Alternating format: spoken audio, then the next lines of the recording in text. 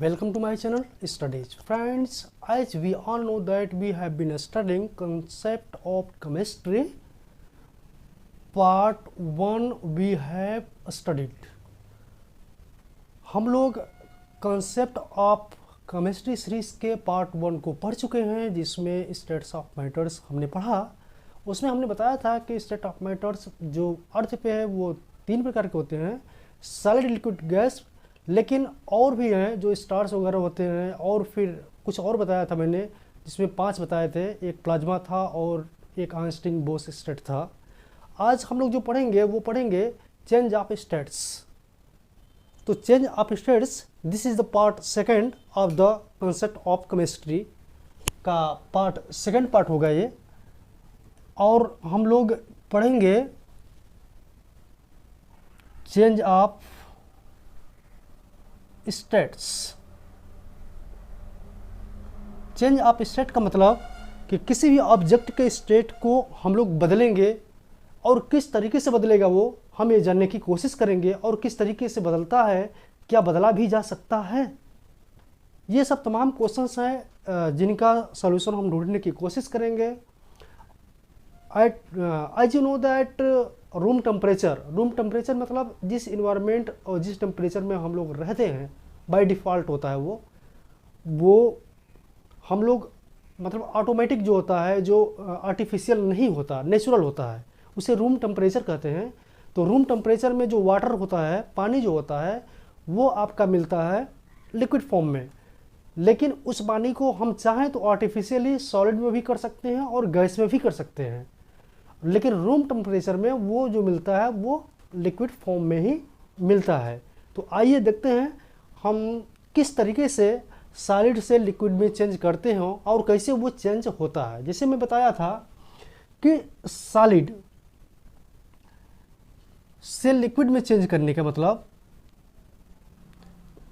यहाँ पे जो सॉलिड्स के पार्टिकल्स, छोटे छोटे कण होते हैं, वो टाइटली हेल्ड होते हैं, और it is enough force between them to hold together. और वो पर्याप्त फोर्स होता है उनके बीच में, ताकि एक दूसरे से वो बंधे होते हैं, इसलिए वो सॉलिड होता है। ओके। और आपको ये भी बताया था, लेकिन इतना नहीं टाइट होते कि वो वाइब्रेट ना कर सकें, वो वाइब्रेट करते रहते हैं जब उनको एनर्जी दी जाती है। आप एनर्जी चाहे किसी प्रकार से दें, suppose that if you heat them, यदि आप उन्हें हीट देते हैं तो उनको एनर्जी मिलती है, तो वो और अधिक वाइब्रेट करना शुरू कर देते हैं। और जब और अधिक एनर्जी दिया जाता है तो वो राउंडिंग करना शुरू कर देते हैं। जब राउंडिंग करना शुरू कर देते हैं तो वो जो स्टेट्स होता है, आप जानते हैं कि वो लिक्विड का स्टेट हो जाता है, जिसमें कि जो पार्टिकल्स होते हैं वो एक दूसरे की तरफ राउंडिंग करना शुरू कर देते हैं। इसका मतलब ये हुआ कि एनर्जी देने की वजह से वो जो पार्टिकल्स होते हैं मोर एनर्जेटिक हो जाते हैं, और फिर उनके बीच लगने वाला जो अट्रैक्शन फोर्स है वो कमज़ोर पड़ने लगता है, जिसकी वजह से उनका जो स्टेट्स होता है वो सॉलिड से लिक्विड के फॉर्म में चेंज होने लगता है। तो इसको हम बोलते हैं सॉलिड टू लिक्विड। और जिस टेम्परेचर पे, जैसा कि आप जानते हैं, मैंने कहा कि if you give them energy, अगर आप उन्हें एनर्जी देते हैं तो जिस टेम्परेचर पे वो पार्टिकल्स मूवमेंट अपना बना लेते हैं, राउंडिंग करने लगते हैं, यानी in the form of liquid होने लगते हैं, उस पॉइंट को हम बोलते हैं मेल्टिंग पॉइंट। और इसके बाद वो लिक्विड फॉर्म में उनका कन्वर्जन हो जाता है। तो अब जैसे आइस है, अगर हम वाटर की बात करते हैं तो वाटर में आइस सॉलिड है, बर्फ जो सॉलिड होता है, तो वो आपका अगर हम उसे टेम्परेचर देंगे, यानी फ्रिज से बाहर जैसे ही निकालेंगे रूम टेम्परेचर में वो आएगा, धीरे धीरे पिघलना शुरू हो जाता है। ओके। तो ये होता है आपका मेल्टिंग पॉइंट, जिस टेम्परेचर पर वो सॉलिड से कन्वर्जन होने लगे लिक्विड फॉर्म में। तो इस तरीके से हम ये देखते हैं कि वाटर का आपने देखा, ये वाटर 0 सेल्सियस पर क्या होता है कि वो करने लगता है, क्या बोलते हैं, सॉलिड होने लगता है। इस तरीके से टंगस्टन है और सल्फर है। टंगस्टन जो होता है, टंगस्टन एंड सल्फर। सल्फर को जो मेल्टिंग पॉइंट होती है 113 सेल्सियस डिग्री होती है, 113 सेल्सियस डिग्री होती है। और जो टंगस्टन होता है वो 3410 सेल्सियस डिग्री पे जाके मेल्टिंग करता है। तो आप जानते हैं इस बात को कि ये जो सेल्सियस होता है वो क्या होता है। हम लोग की जो बॉडी होती है वो फ़ारेनहाइट में मेजरमेंट की जाती है। तो जो हम लोग की बॉडी की टेम्परेचर होती है वो 98 अप्रोक्सीमेटली होता है। डिफरेंट बॉडीज़ के डिफरेंट टेम्परेचर्स होते हैं, लेकिन ये अप्रोक्सीमेटली 98 99 तक ही होता है, लेकिन वो फ़ारेनहाइट में होता है। अगर उसका कन्वर्जन किया जाए तो 37 पॉइंट समथिंग आता है। ओके, तो लेकिन यहाँ पर जो है 130 सेल्सियस डिग्री चाहिए आपको, मतलब आपके बॉडी के टेम्परेचर का 4 गुना पर ये सल्फ़र जो होता है ये मेल्टिंग करने लगता है। और इसका तो मत पूछिए, ये 3410 सेल्सियस डिग्री है, यानी हमारे बॉडी के टेम्परेचर का 100 गुना, 100 गुना अप्रोक्सीमेटली 100 टाइम्स अगर होगा तब जाके ये मेल्टिंग करेगा। तो जब सॉलिड से लिक्विड में कन्वर्जन होता है तो उसे मेल्टिंग बोलते हैं। जब लिक्विड से सॉलिड में आएगा तो उसे हम फ्रोजन बोलते हैं या फ्रीज बोलते हैं, फ्रीजन। ये फ्रीजन होता है जब लिक्विड से सॉलिड होगा। इसमें क्या होगा कि जो लिक्विड्स के पार्टिकल्स होते हैं वो ज़्यादा एनर्जेटिक होते हैं, उनके एनर्जी को हमें कम करना होगा, उनके एनर्जी को हमें कम करना होगा। और कम करने का मतलब ये है कि जो उसमें एनर्जी है उनके टेम्परेचर को हम डाउन करें। तो जब हम टेम्परेचर को डाउन करते हैं तो उनके में एनर्जी कम होती है, वो फिर क्या सराउंडिंग उनका कम हो जाता है और धीरे धीरे वो जो फोर्स उनके बीच का होता है वो उनके ऊपर हावी होने लगता है और एक दूसरे में वो एक दूसरे के क्लोज आने लगते हैं। ओके, तो इसी प्रोसेस को हम बोलते हैं फ्रोजन। तब हो जाके वो सॉलिड बन जाता है। जिस तरीके से वाटर होता है, वाटर के टेम्परेचर को हमने डाउन किया और इतना डाउन किया कि उनकी एनर्जी एकदम बिल्कुल लेस होने लगी और उनके बीच लगने वाला जो फोर्स है उनके पास हावी होने लगा। इस तरीके से वो सॉलिड हो गया।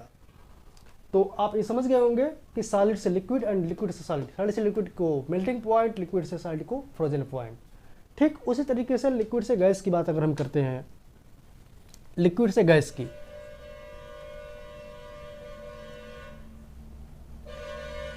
हम बताए थे कि जो लिक्विड्स के पार्टिकल्स होते हैं, कण होते हैं, वो इतना एनर्जेटिक होते हैं कि वो मूवमेंट कर सकते हैं आसपास, लेकिन इतना एनर्जेटिक नहीं होते हैं कि उसको छोड़ के बाहर निकल जाएं। उनके पास उतनी एनर्जी नहीं होती है क्योंकि उनके बीच जो लगने वाला फोर्स होता है वो मेंटेन किया होता है, वो बाहर नहीं जा सकते हैं।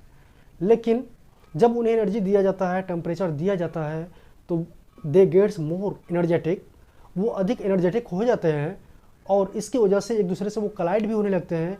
तो कलाइड होने की वजह से कुछ पार्टिकल्स होते हैं वो और एनर्जेटिक हो जाते हैं और फिर वो जो अट्रैक्शंस फोर्स होते हैं उससे अधिक होने की वजह से वो बाहर निकल जाते हैं। इस तरीके से वो गैस के फॉर्म में कन्वर्जन उनका शुरू हो जाता है। और जब वो गैस के फॉर्म में हो जाते हैं तो they are free to move in any direction, किसी भी डायरेक्शन में वो मूव करने लगते हैं और वो एकदम बिल्कुल फ्री हो जाते हैं। तो इस तरीके से हम लिक्विड से गैस में कन्वर्जन करते हैं और इसे बोलते हैं बॉइलिंग पॉइंट। ये आपका होता है बॉइलिंग पॉइंट, जिस पर कोई भी लिक्विड गैस के फॉर्म में कन्वर्जन करना शुरू कर दे उसे बोलते हैं बॉइलिंग पॉइंट। ओके, आप जानते हैं कि जो वाटर है 100 सेल्सियस डिग्री पे बॉइलिंग होने लगता है। उसके जितने भी पार्टिकल्स होते हैं वो एनर्जेटिक हो जाते हैं और उनके बीच जो लगने वाला फोर्स होता है वो कमज़ोर पड़ जाता है और फिर वो एक दूसरे के छोड़ के भागना शुरू कर देते हैं। तो वो स्टर्स आता है, वो जो स्टर्स होता है वो गैस का होता है। ठीक उसी तरीके से गैस की एनर्जी को कम करके हम लिक्विड के फॉर्म में कन्वर्जन कर सकते हैं। ओके, तो इस तरीके से हम लिक्विड से गैस एंड गैस से लिक्विड में हम कन्वर्जन कर सकते हैं। कुछ हमारे पास ऐसे एलिमेंट्स हैं जो डायरेक्ट गैस से सॉलिड बन जाते हैं, जैसे कार्बन डाइऑक्साइड हो गया, वो लिक्विड नहीं होता बल्कि डायरेक्ट सॉलिड हो जाता है। आयोडीन हो गया, वो लिक्विड नहीं बनता, बल्कि गैस से सीधे सॉलिड बन जाता है। तो कुछ इस तरीके से एलिमेंट्स होते हैं जिनका जो कन्वर्जन होता है उसकी एक लिस्टिंग होती है, वो गैस से डायरेक्ट आपके सॉलिड बन जाएंगे। और जैसा कि मैं बताया था कि स्टेट्स ऑफ मैटर में 3 तो होते हैं जो हमारे अर्थ पे मिलते हैं, और क्लास 9th 10th में ये 3 ही पढ़ाए जाते हैं। अगर आपसे एग्ज़ाम में पूछा जाता है तो आपको 3 ही जवाब देना है। और आपको पता है कि जो 2 स्टेट्स हैं, एक प्लाज्मा का एक आइंस्टीन बोस का, ये एडवांस कोर्स में आता है, इसका कोई डिस्क्रिप्शन करने की वो नहीं है। तो आप ये समझ गए होंगे कि स्टेट्स ऑफ मैटर्स पहले पार्ट का था और चेंज ऑफ स्टेट्स ये दूसरे पार्ट का था, जिसमें हमने स्टेट्स को चेंज करना सीखा और ये जाना कि क्यों और किस तरीके से वो चेंज होते हैं, और ये भी जाना कि हर एक मैटर्स, हर एक वस्तु का कन्वर्जन किया जा सकता है। बस ज़रूरत इस बात की है कि उसको ये देखा जाए कि उसके जो पार्टिकल्स के बीच लगने वाला फोर्स है वो कितना अधिक है। जितना अधिक होगा उतना ही अधिक हमें एनर्जी देना होगा, तब जाके वो मेल्टिंग में आएगा या फिर गैसेस फॉर्म में आएगा। जैसे यहाँ पर आप एग्जांपल देखे होंगे, टंगस्टन की बात कर रहे थे हम। टंगस्टन जो था 3410 सेल्सियस डिग्री के लिए रिक्वायर्ड था। इसका मतलब टंगस्टन के जो पार्टिकल्स होते हैं उनके बीच लगने वाला जो फोर्स होता है वो अधिक होता है रेदर देन सल्फर, जिसमें 113 सेल्सियस डिग्री की हमें ज़रूरत होती थी। और उससे भी वीक जो आपके हैं और भी मैटर्स मिल जाएंगे, लेकिन डिफरेंट मैटर्स जो होते हैं वो अपने नेचर के अकॉर्डिंग उनकी मेल्टिंग पॉइंट डिफरेंट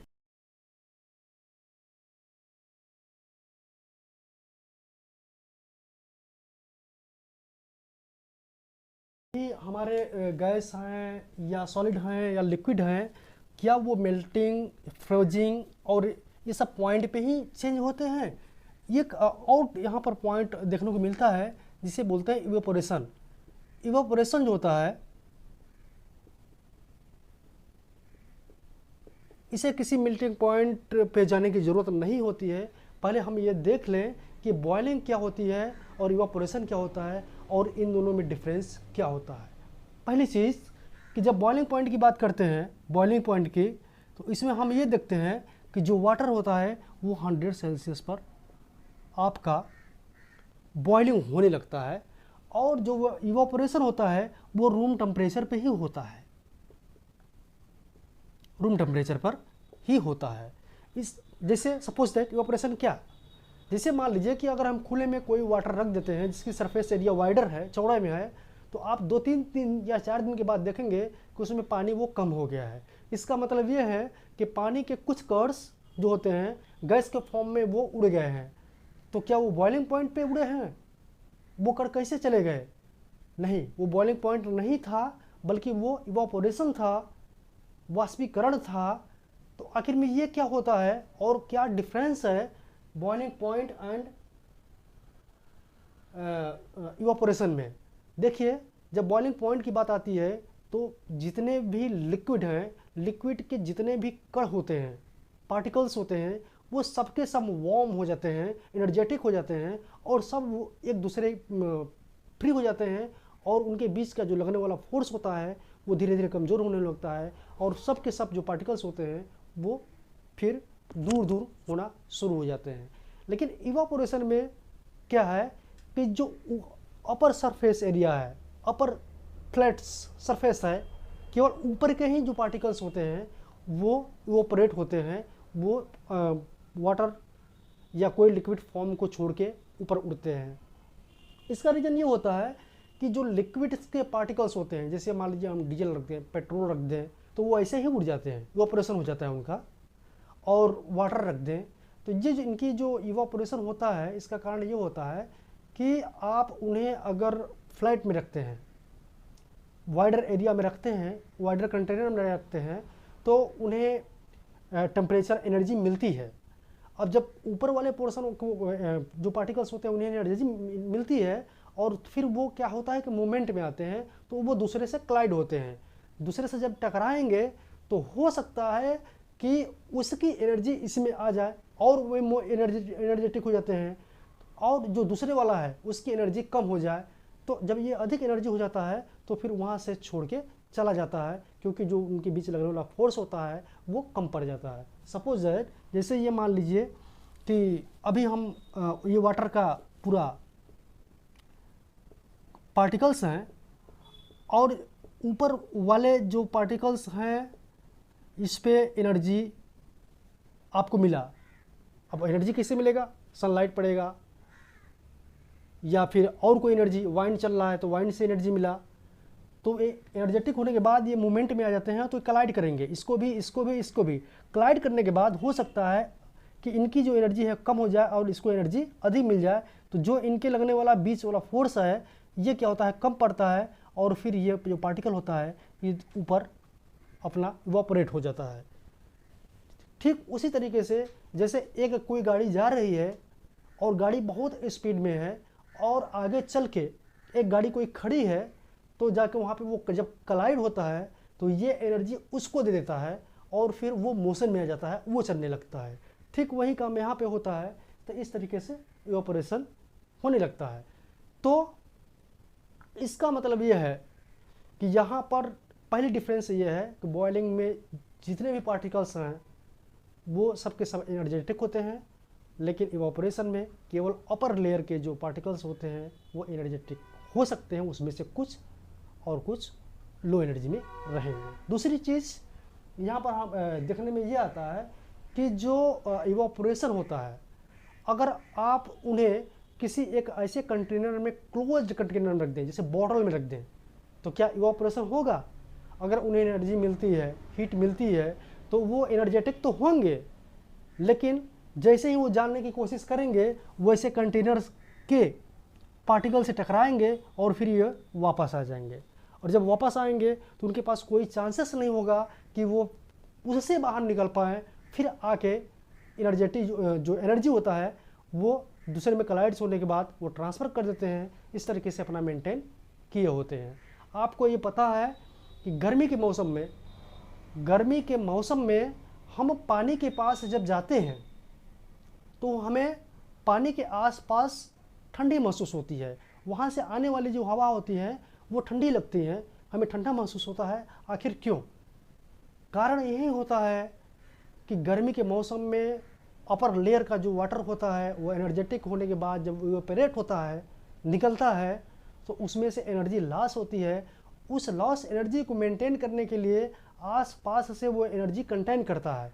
जो टैंक है, तालाब है, जो भी कुछ है, अपने आसपास के एनर्जी को उस क्या करता है, ऑब्जर्व करता है, उसको लेता है, जिसकी वजह से जो आसपास की टेम्परेचर है वो डाउन हो जाती है। और यही कारण है कि हमें ठंडी महसूस वहाँ पे होती है और प्लेस के अपेक्षा। तो इस तरीके से हम डिफ्रेंशिएट कर सकते हैं कि जो बॉइलिंग पॉइंट होती है वो यह फिक्स टेम्परेचर पर होता है, लेकिन इवापोरेशन होता है यह डिपेंड करता है कि क्या वो एरिया क्लोज्ड है या फिर ओपन एरिया, वाइडर एरिया है। और ये डिपेंड इसमें भी करता है कि ह्यूमिडिटी कितनी है हवा में, गर्मी कितनी है, हवा की स्पीड कितनी है, क्योंकि हवा चलने से भी उस कण को एनर्जी मिलता है। जब आप गीले कपड़े को हवा में अगर डालते हैं तब भी वो सूख जाता है, तब भी वो इवेपोरेट होता है, तभी सूखता है।